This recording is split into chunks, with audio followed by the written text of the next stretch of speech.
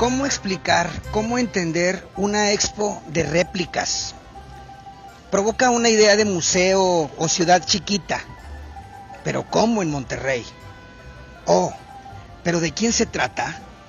De Miguel Ángel Buonarroti, el epítome, el paradigma, el genio entre los genios, el más grande entre los enormes, cuando la época de los grandes titanes.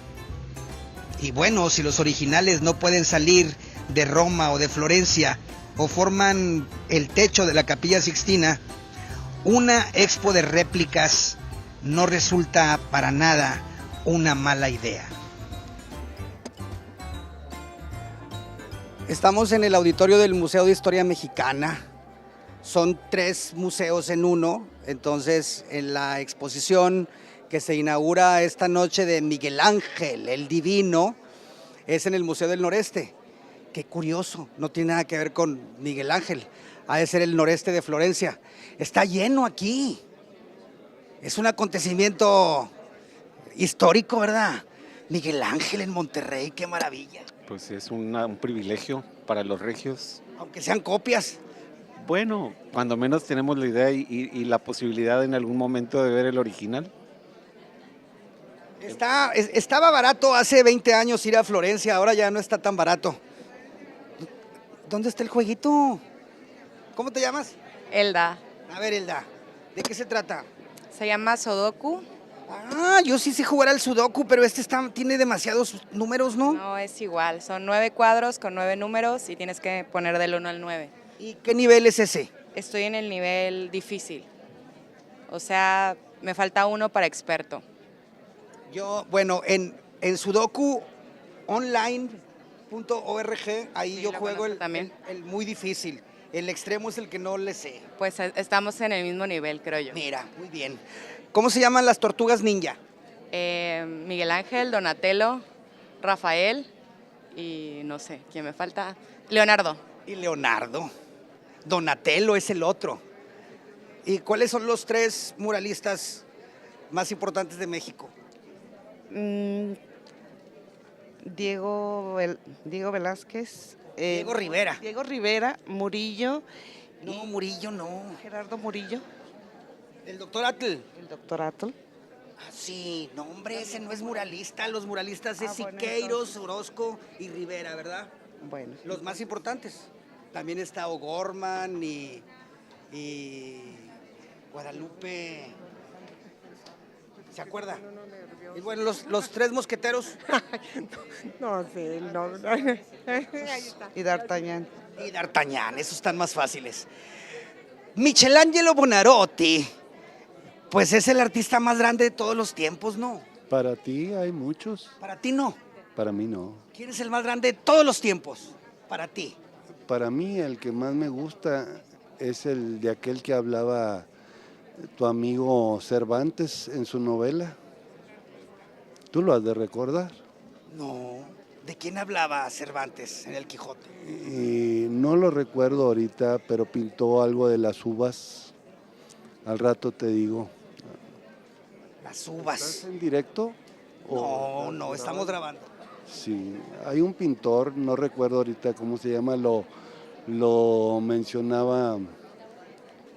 ¿No te acuerdas quién es más grande que Miguel Ángel? ¿En estatura? Según tú. En estatura. No, el más grande artista de todos los tiempos. ¿Comparado con qué? Con el gusto personal. O sea, nunca va. Rafael. No, yo no dije que Rafael era más grande que Miguel Ángel. Que tengo el corazón en carne viva. Ándale, tú eres bueno. ¿Quién es más grande que Miguel Ángel? ¿Leonardo? Yes, Leonardo. ¿Leonardo? Da Vinci, sí. Si hacía puros dibujillos ahí, bocetos, ¿no? ¿Quién es más grande que Miguel Ángel?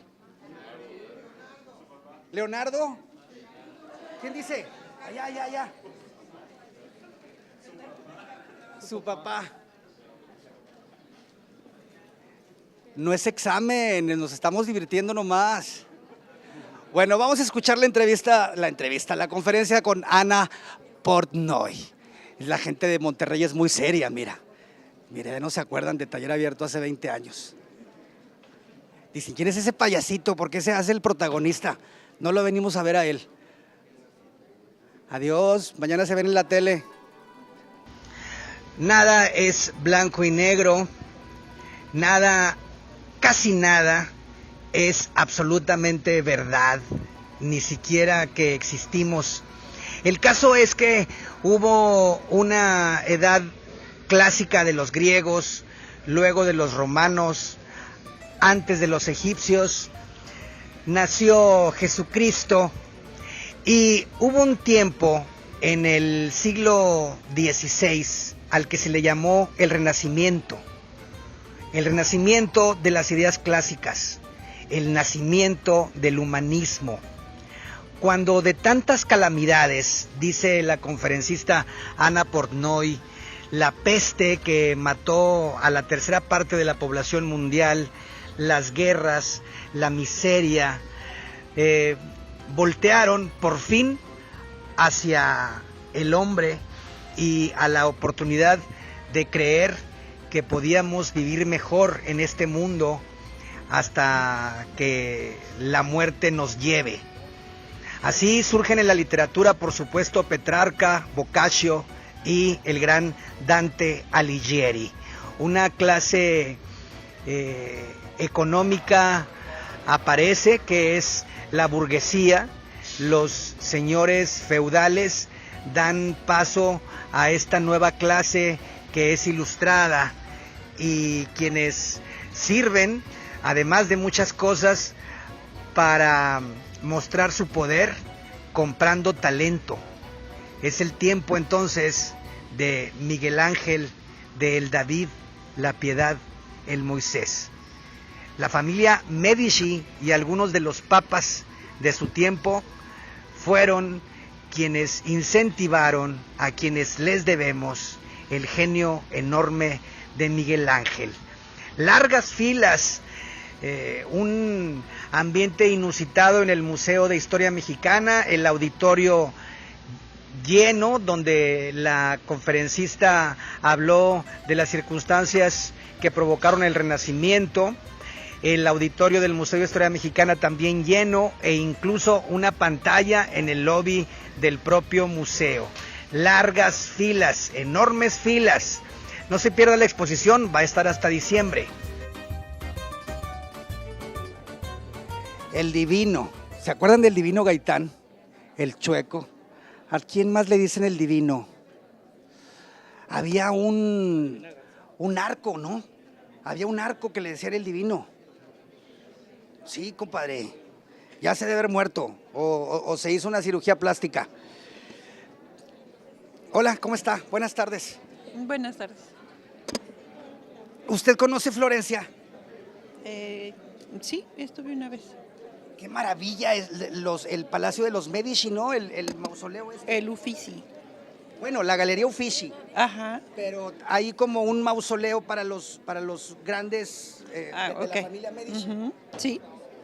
Y bueno, una cuestión importante, hablando del Renacimiento, es que los artistas tenían alguien que los apoyara, no se tenían que preocupar por trabajar. Sus mecenas. Los mecenas. Ajá. Esa es una gran ventaja, ojalá los tuvieran ahora todavía. Sí, ¿verdad? Imagínese que usted tuviera un mecenas. No creo que sea necesario. No tengo ninguna facilidades. Digo, sí, cuando era usted más chiquilla, una niña, a lo mejor hubiera sido una genio de la música o de la pintura. Igual que yo, digo, con un mecenas. Ojalá usted sí sea un mecenas. Ojalá tenga... Y se encuentre por ahí un artista que descubra. Ojalá todos pudiéramos ser mecenas de alguien y que tener nosotros también un mecenas. Ya va a empezar esto. ¿Cómo se llama usted? Ana Lilian Sánchez. Y yo, Gerardo López, y él es Roberto Elizondo. Mucho gusto. Gracias y qué amable. Hasta luego, que les vaya muy bien.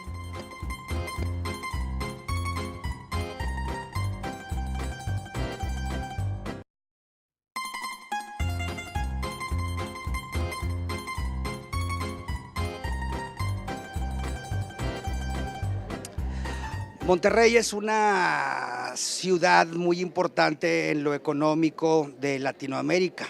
Estamos muy cerquita de Estados Unidos Y bueno, antes, cuando todavía no se delimitaban las fronteras actuales, pues éramos de la misma región.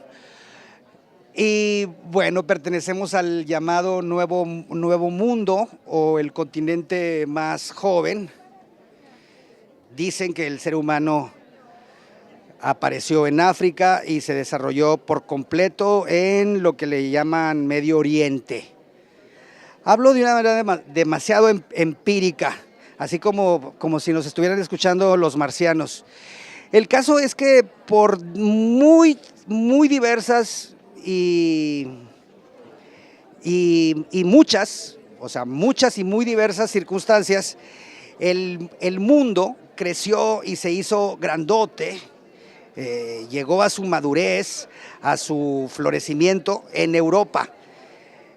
Y la historia de Europa es muy, pero muy compleja. Luego uno trata de simplificar y piensas que es Europa contra Estados Unidos. No, hombre, si Europa son un montón de intereses y nunca han estado de acuerdo. Pero en el siglo XV, ¿verdad? En los 1400, es cuando se dan las condiciones para el Renacimiento. Sí, bueno, a finales del siglo XV, sí, es exactamente. Se están acabando los señores feudales y emerge la clase que le llaman la burguesía. Sí, más bien eso pasó antes. Yo creo que el Renacimiento surge por muchas causas. Una es la caída de Constantinopla, otra es el pueblo empieza a cambiar su modo de pensar del cristianismo, empiezan a dudar del cristianismo por las grandes pestes, rezaban mucho, entonces empieza a haber otro pensamiento y ese pensamiento es lo que va a provocar este cambio tan maravilloso que es el Renacimiento.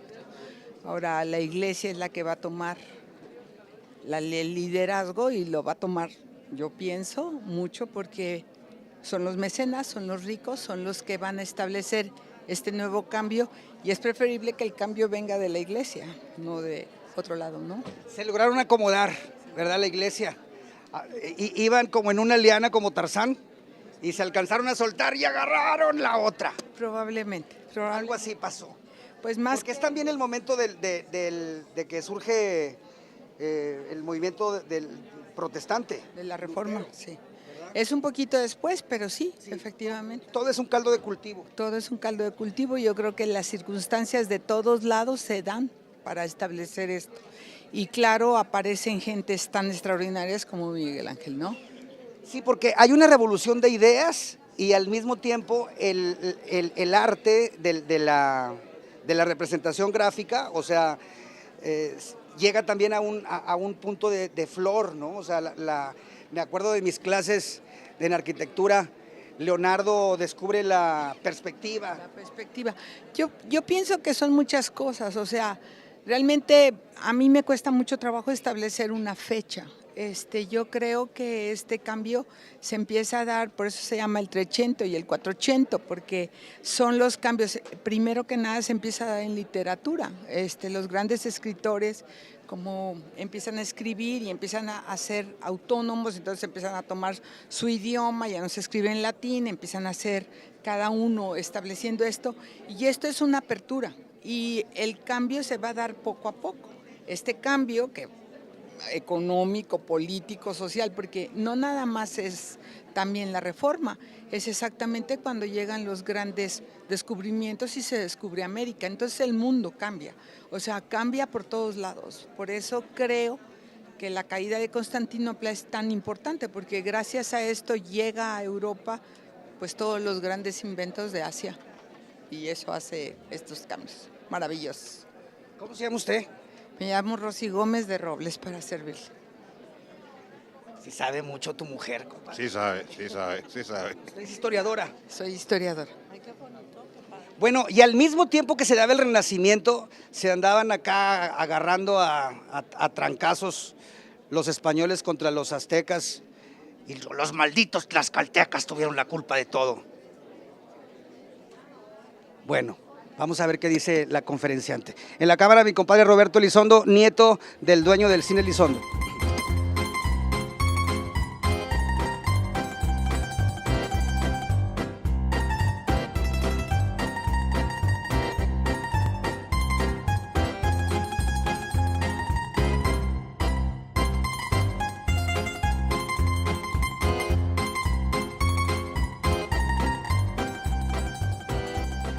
Cuando uno se interesa en la historia del arte y se enfrenta al Renacimiento, pues se queda maravillado. Hay dos opciones, o estudiarlo o nada más admirarlo. Y uno de los grandes exponentes, tal vez el más grande, es justamente Miguel Ángel. La exposición se llama Miguel Ángel el Divino, Gaby. Qué atinado, ¿no? Sí, en su época incluso Miguel Ángel fue así llamado por sus contemporáneos porque tenía este toque de divinidad en todas las obras que él hacía, entonces el mote se lo ganó a pulso, el divino. Es el ejemplo del artista por antonomasia, ¿no? Como de una manera ontológica, el tocado por los dioses y quien lleva a la perfección el trabajo, la técnica. Así es, Miguel Ángel es un artista del Renacimiento, es el artista del Renacimiento, pero también es quien da, yo creo que la pauta para los movimientos que surgen después, el manierismo, el barroco. Entonces, aunque fue un hombre de su tiempo, fue un hombre también adelantado a su tiempo. Y bueno, el Renacimiento es, digamos, que el clásico mejorado, o sea, el clásico, porque el clásico griego o romano, pues no, ya no nos tocó observarlo en su esplendor, ¿no?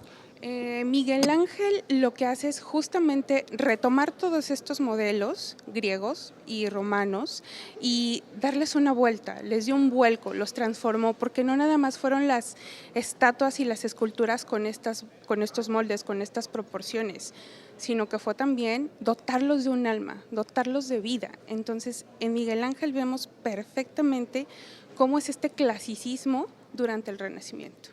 Yo lo vi. ¿Te tocó verlo en vivo en la Galería Ofici? En la Galería de los Oficios.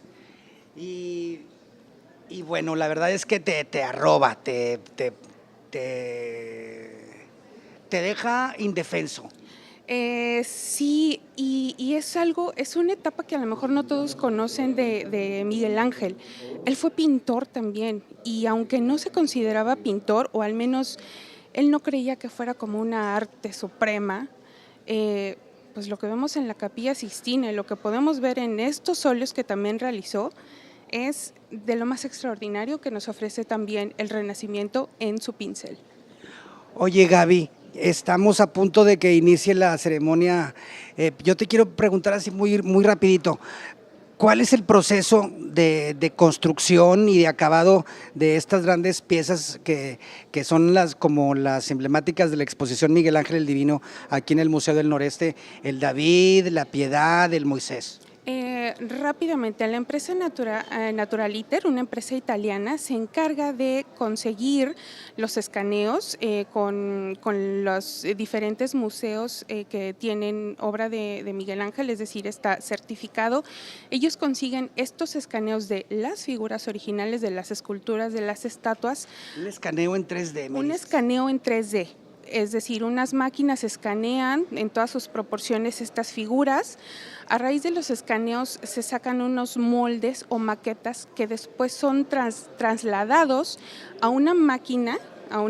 Eso es la maravilla de la tecnología que tenemos aquí presente, y esa máquina hace las impresiones, por así decirlo, en 3D de estas estatuas a escala 1 a 1. Es decir, las esculturas y las estatuas que nosotros vamos a ver aquí son exactamente una réplica, eso es importante mencionarlo, son una réplica porque no hay otras iguales, es decir, están las originales y estas. Y después de hacer como que estos moldes se hace un vaciado, ya con unas resinas, y se les da el acabado final, que es el acabado artesanal, para que queden exactamente iguales a las originales. Para que tengan un toque humano. Así es, para que sean casi divinas. Y además, ¿esto está hecho de qué material? Esto es resina, pero tiene acabado de polvo de mármol. Gracias, Gaby. Al contrario, gracias.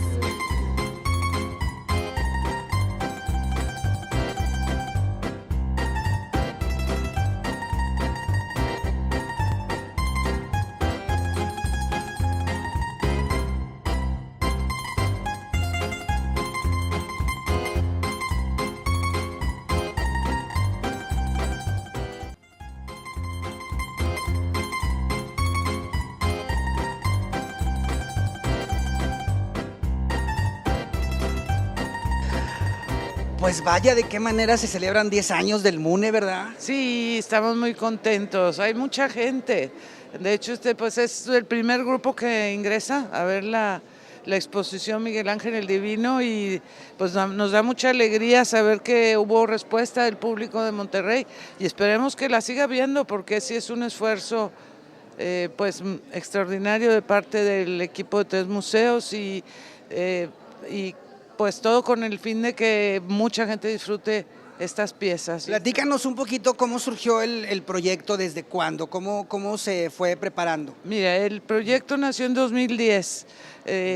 La empresa empezó a trabajar en coordinación con el Museo de Caprese, de Miguel Ángel, en Caprese, Italia, y con la aprobación del Ministerio de Cultura, no me recuerdo cuál es el nombre completo, sí, pero del Ministerio de Cultura de Florencia, un proyecto para hacer la obra de 3D de Miguel Ángel, entonces Miguel Ángel en 3D. Y a partir de ese escaneo milimétrico que se hizo de toda la obra de Miguel Ángel, se hizo el proyecto ya de elaboración de las réplicas. Eso es un proceso que está explicado en una parte de la exposición. Es un proceso que es de largo alcance y que finalmente culmina con el trabajo de artesanos italianos que detallan milimétricamente todas las piezas. Sí, pero ¿Ya tú te refieres con nosotros? Bueno, a nosotros se acercó la empresa esta de Naturaliter para comentarnos que estaba haciendo este proyecto. A nosotros nos dio, pues nos despertó el interés, mucho interés en trabajar en esto, pero sabíamos que había que hacer un esfuerzo grande, un esfuerzo que implicaba también buscar patrocinadores, aparte obviamente del apoyo que recibimos del gobierno del estado, los patrocinadores para poder traer esta magna exposición. Pues es especial para 3 museos. Bueno, originalmente la trajeron para Monterrey, pero los italianos lograron colocarla en Puebla porque nosotros no la queríamos inaugurar hasta este momento aquí. Sí. Y estuvo un par de meses o no sé, un tiempo en Puebla y ahora con nosotros y no sé dónde más vaya, pero pues es una exposición muy interesante, muy valiosa. Es sin duda motivo de orgullo y de mucho gozo porque pues no hay nada más importante en la historia del arte que el Renacimiento y Miguel Ángel es el gran exponente, ¿verdad? Claro, qué difícil es ir a Florencia. Exactamente, para nosotros eso fue una gran motivación, saber que muchos no podremos estar en Florencia visitando, no solo ir a Italia, sino recorrer toda la obra de Miguel Ángel, implicaría además recorrer en Italia kilómetros, y pues para muchas personas esto no es posible, entonces gracias a los avances de la tecnología, podemos tener estas réplicas que son certificadas como piezas de arte y certificadas como piezas únicas, no son reproducciones, que es cuando se hacen en serie. Esta es una réplica, una sola, del David o de la Piedad. Así como nos platicaba Ana Portnoy en la conferencia, qué padre que se dé que a partir del desarrollo de la tecnología nos regresemos al Renacimiento y luego a la historia del arte toda, porque es el momento cumbre, ¿no? Así como todo se reúne en ese momento. Así es, y la intención fue precisamente colocar en esta exposición, frente a las reproducciones de Miguel Ángel y las herramientas que él utilizaba, como los cinceles y esto, las herramientas tecnológicas que hoy utilizamos para hacer estas réplicas. El visitante podrá ver cómo se hace todo el proceso de las réplicas en un video y además ver la reproductora en 3D que está haciendo una pequeña piececita de Miguel Ángel. Entonces, lo que queríamos es contrastar esto, las herramientas con las que contó un hombre del Renacimiento, un genio como Miguel Ángel, y las herramientas con las que contamos ahora. Magolo, pues muchas felicidades y aquí Gracias. va a venir mucha gente de aquí a diciembre. Ojalá que sí, ayúdenos a difundirlo. Claro que sí, gracias. Gracias. No, Miguel Ángel Ludovico Buonarroti no era Dios, ni Zeus, ni Prometeo. Fue un hombre que desde niño tuvo el destino, lo eligió hacia la perfección. No hubo obstáculo, no hubo voluntad que lo redujese. La perfección fue el límite y vaya que lo logró. Miguel Ángel, como Beethoven, como Cervantes, Shakespeare, ha provocado miles de páginas para tratar de entender su magia, para nombrar acaso el cúmulo de sensaciones que nos provoca admirar su trabajo. Imposible que nosotros podamos transmitir ni siquiera una mínima parte. Así que lo invitamos a que asista a la exposición en el Museo del Noreste, hecha con un profesionalismo y con una inventiva extraordinarias. Es la primera vez en la historia que se realiza un experimento de este tipo y vaya que vale la pena. Asista, los martes y domingos es gratis hasta diciembre. Por ahí nos vemos.